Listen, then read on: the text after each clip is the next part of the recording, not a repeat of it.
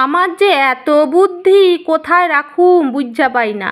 একটা তো ছোট্ট পাড়া মাথা, হ্যাঁ রে কি অত চাপ দেওয়া যায়? মাথাটা যদি একটু আমার বড় সড়ো হতো তাহলে নাহলে একটু চাপ দিতাম। যেমন ধরো যারা পড়াশোনায় ভালো, মাস্টাররা তাদেরকে কত পড়া দেয়, তারা কিন্তু সব পড়া মুখস্থ করে নিয়ে পরের দিন মাস্টারকে পড়া দেয়। যদি ধরো আমার মতন পড়াশোনায় হয়, ক লিখতে কলম ভাঙে, তাদেরকে এক গাদা পড়া দিলে পরের দিন পড়া মুখস্থ করে পড়া দিতে পারবে, ঘোড়ার ডিম পারবে, কাঁচকলা পারবে। আমার তো মাথায় কোনো কাজের বুদ্ধি আসে না, যত আকাজের বুদ্ধি আমার মাথায় ঘুরে বেড়ায়। যাই হোক, যে কোনো একটা তো বুদ্ধি আমার মাথায় আসে, সেটা ভালো হোক বা খারাপ হোক। এখন আর ভালোর কোনো দাম নাই, খারাপেরই দাম বেশি।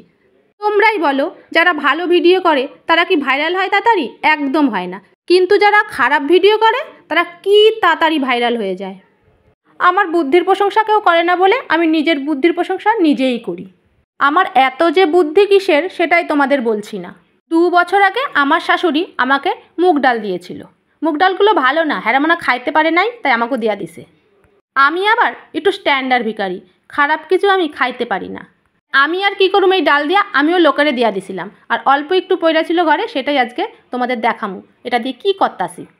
ডাল করলে তো ডাল খাওয়া যাবে না, তাই বড়া করছি। আর মুগ ডালের বড়া খাই নাকি আমি জানি না, কোনো দিন খাইনি, তাই কটা মটরের ডালও দিয়ে দিয়েছি এর মধ্যে। আর আমি ডালটা পুরোপুরি মিক্স করিনি, আদা বাটা করেছি। আর তোমরা সবাই জানো ডালের বড়ায় কী কী দিতে হয়, তাও আমার কর্তব্য আমি কইরা দিই।